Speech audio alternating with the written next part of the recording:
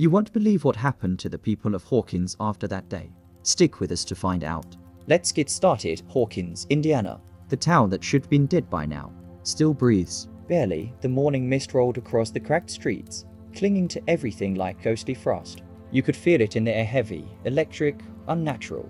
Hawkins had never fully recovered after the tear in the earth.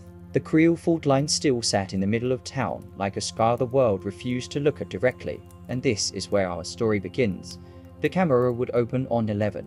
Standing alone near the broken ridge where the upside down once bled through. She wasn't the same girl from Starcourt, or from the desert, or from Papa's lab. She was older now, haunted, exhausted, but sharper than ever. Her powers had returned. Partially, she focused, stretching out her hand. The rocks near the fissure vibrated, trembling against the earth. A flicker of red lightning pulsed from somewhere deep below. Then her nose bled instantly. Her power snapped back and the vibration stopped. She stumbled, breathing hard. Behind her, Mike, Will, Lucas, Dustin, and Max, still recovering, still fragile, watched in silent concern. Dustin broke it first. Okay, not to be dramatic or anything, but the ground just growled. Is that normal now? Will didn't laugh. He hadn't laughed in months. His eyes stayed locked on the crevice. It's coming back, he said quietly. I can feel it. Everyone froze. Because when Will said he felt something, he meant it. Not fear, not anxiety. Something inside the upside down itself calling to him. Mike stepped forward, his voice shaking. Will, what do you feel? Will swallowed hard. Not Vecna. Not exactly. Something deeper. Something older. He pressed his palm over his heart. And it's awake. The group shifted nervously. They had all seen too much to doubt him. The silence between them felt heavier than the fog. Cut to Hopper, back in uniform, patrolling Hawkins like a man guarding a ticking bomb. He drove past abandoned houses, collapsed buildings, and military trucks still stationed around the perimeter. He turned on his radio. Anything on the scanners? Static. Then Hopper. This is Owens. You need to get to the lab. Now. Hopper swung the truck around. Meanwhile, at the rebuilt Hawkins lab, alarms blared. Agents rushed through hallways holding scanners and rifles. A scientist pulled up a heat map on the monitor. Something massive was moving beneath the town, slow, steady, deliberate. Sir, an agent said, voice cracking. The entity has grown. It's not just in the upside down anymore. It's spreading under Hawkins. Owen stared at the screen. That's impossible. Unless... He turned pale. Unless the upside down is trying to merge back with the kids. Will trembled. His breath shook. It knows we're here. It knows we're watching. 11 took his hand. Then we fight back. Will shook his head. No. Yell. You don't understand. This one doesn't want to kill us. Everyone exchanged confused looks. Will's eyes lifted, hollow and terrified. It wants to use us. The ground beneath them cracked open with a tremor strong enough to knock everyone backward. A plume of cold blue mist erupted from the fissure, swirling upward like a reverse waterfall, and for just a second, just one horrifying second, a colossal shape appeared inside the mist. Not the Mind Flayer, not Vecna, something far worse, something that had been waiting. 11 gasped as a whisper echoed inside her skull. Found you. The mist that erupted from the fissure lingered in the air like a ghost refusing to leave. 11 stared at the spot where the colossal shape had appeared, her breath shallow, her pulse pounding like a war drum. Everyone else lay scattered across the ground. Coughing, disoriented, scared, Mike ran to her first. El, are you okay? What was that? What did you hear? 11 didn't answer immediately. She kept her eyes locked on the broken ground, as if expecting something else to rise from the darkness. Will stood beside her, trembling. It saw us, he whispered. It knows us, Max, supported by Lucas. Wiped dust from her face, her voice thin but steady.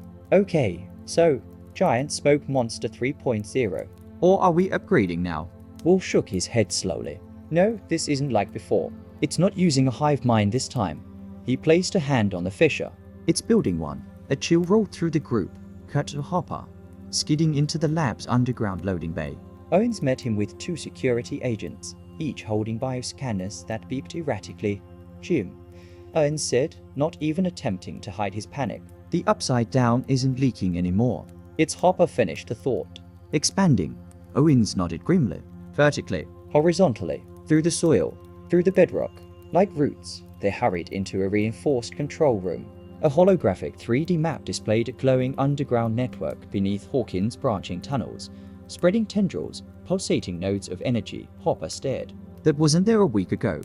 Owens rubbed a hand over his face. It wasn't there yesterday, back with the kids. The air began to change. A low hum vibrated through the ground, so faint it could be mistaken for distant machinery. But Will felt it in his bones. It's calling.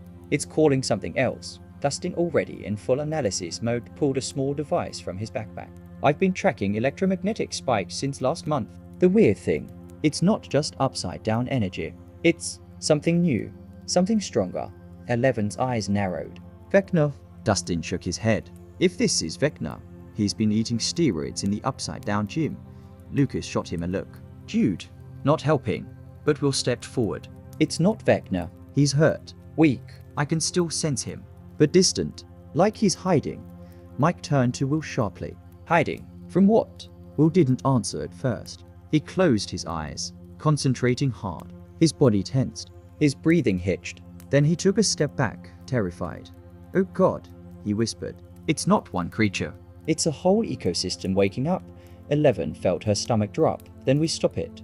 Whatever it is we fight. Will shook his head violently. No, yell. You don't get it. This thing doesn't want to invade our world. His voice cracked. It wants to merge the two. Suddenly, the ground beneath Max's feet rumbled again, a deep, angry pulse. Lucas grabbed her just as the soil split open an inch. Dustin yelled, "Is that moving?" It was. The cracks weren't cracks anymore, they were breathing, expanding like veins filling with dark fluid. Blue mist seeped through them, spreading across the grass, across their shoes. Mike shouted, "Everybody get back." But the mist wasn't attacking Dot. IT was searching, hunting. Finally, 11 stepped forward. "I'll stop it." She raised her hand, forcing her power through the ground. The mist recoiled, shoving back toward the fissure like a living thing resisting gravity. But then something happened. 11's eyes widened. Something inside the mist was pushing back, hard. Her knees buckled. Blood dripped from her nose, then her ears. Mike grabbed her shoulders. "El, stop, stop." 11 collapsed, gasping Dot in her mind. A voice whispered again, louder now. "You cannot stop a world becoming whole." A shockwave burst from the fissure, blasting the mist outward and throwing every one of their feet. Dust settled. Silence followed. Then Will spoke, trembling. "It's not trying to kill us.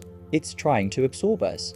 The group stared at him in horror. Absorb? Before anyone could question it, Hopper's voice crackled through Dustin's walkie. "Kids, get to the lab, now." "You're not gonna believe what we found." Dustin held the walkie close. "Oh, trust me. Hopper, you're gonna say the exact same thing."